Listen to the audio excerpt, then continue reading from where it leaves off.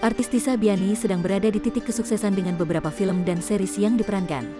Namun, di balik kesuksesannya saat ini, ia sudah melalui perjalanan karir yang tidak mudah. Karir di dunia entertain sudah dimulainya sejak usia dini saat dirinya masih taman kanak-kanak.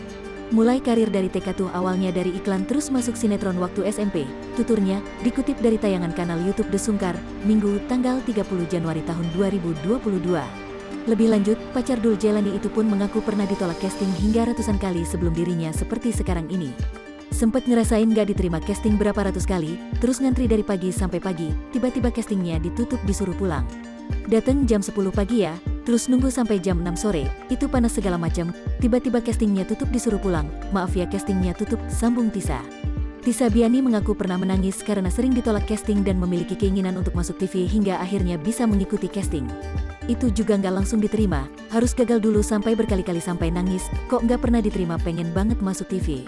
Terus alhamdulillah dapat satu proyek iklan pertama, dari situ ketemu beberapa link casting kesana kesini, perjalanan nggak semudah yang orang lihat, ujarnya.